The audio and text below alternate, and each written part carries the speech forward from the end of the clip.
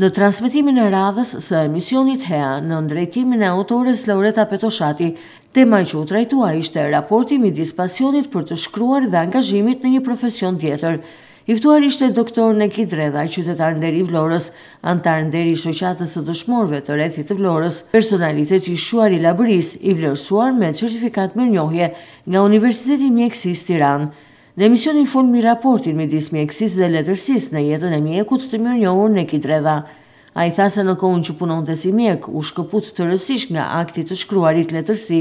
sepse ky profesion të do të përkushtuar, pasi ka të bëjë me jetën e njerëzve dhe koha është vendimtare. Gjithsesi, doktor Neki Dredha do të përgatiste librin Pediatria dhe Puerikultura, të cilën e miratoi dhe Ministria e Arsimit e u botua si i tillë në vitin 1971 si lëndë mësimore për shkollat e mesme mjekësore të vendit. Pas shkëputjes së punës si mjek, doktor Neki Dredha botoi disa artikuj në shtypin periodik, si Pak fjalë për një zemër të madhe fisnike, kushtuar doktor Pavli Flokos, Kustandin Sotir Kauri, babai i pediatrisë së Vlorës, mjeku i fukarejve Ali Mihali, një jetë e gdhendur në kujtimet e bashkëluftëtarëve dhe të plagëve të invalidëve të luftës antifashiste nacional shërimtare, kushtuar doktor Ibrahim Dervishit, 2 fjalë për mjekun Urtiplot e Tem Kaplanin, për profesor doktor Skënder Skënderi, mjeku zemërmirë e Gojmjalt, s'është më midis nesh, Aleko Vesho, gur themeli për hematologjin shqiptare të tjerë.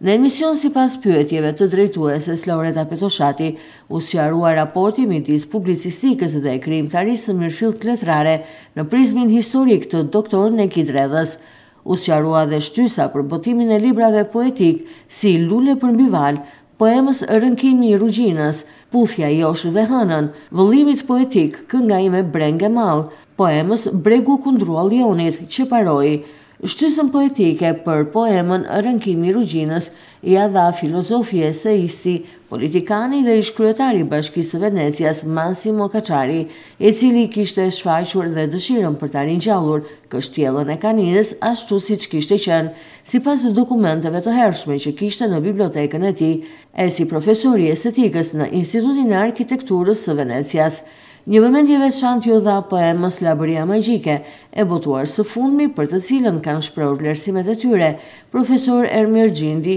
që e quan urdhërrëfyes në polifoni, mbi tokën, historinë dhe shpirtin e Labërisë. Profesor Bardosh Gaçe e quan një refleksion historik, një përjetim i thellë, një shqis gati intime mes epizmit, lirizmit, legjendaritetit. Studiuesi Alberta Bazaj e quan një poezi etnoturistike, profesor doktor Agonezha e quan enciklopedi që rrok gjithësinë e Labërisë me karakteristikat dhe veçoritë e zonave.